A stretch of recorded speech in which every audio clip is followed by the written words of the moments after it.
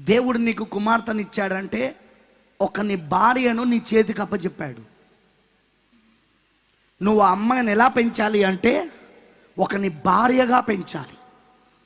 ఒకనికి పవిత్రమైన భార్యగా జీవించే విధంగా ఆ కుమార్తెను పెంచాలి. ఆ కుమార్తెను అందుకే దేవుడు నీ చేతికి ఇచ్చాడు.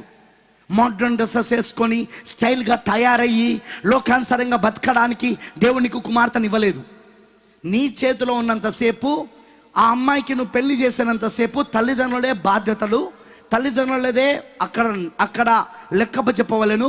తల్లిదండ్రులే ఆ అమ్మాయిని సరైన పద్ధతిలో, సరైన విధానంలో, వాక్యానుసారముగా పెంచాలి.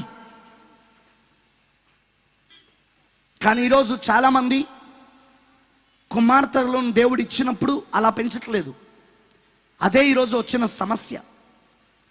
చిన్నప్పటి నుండే వాళ్ళకు నవీన దుస్తులను ధరింపజేయడం, చిన్నప్పటి నుండే ప్యాంట్లు వేపియడం, చిన్నప్పటి నుండే వాళ్ళకు కుర్చ దుస్తులు అంటే పొట్టి పొట్టి దుస్తులు ఆ అమ్మాయిలకు ఆ చిన్నప్పటి నుండే వాళ్ళకు వేయడం.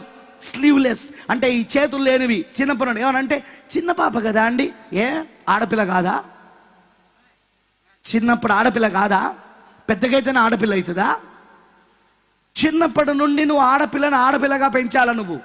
దాట్స్ యువర్ డ్యూటీ, అది నీ బాధ్యత.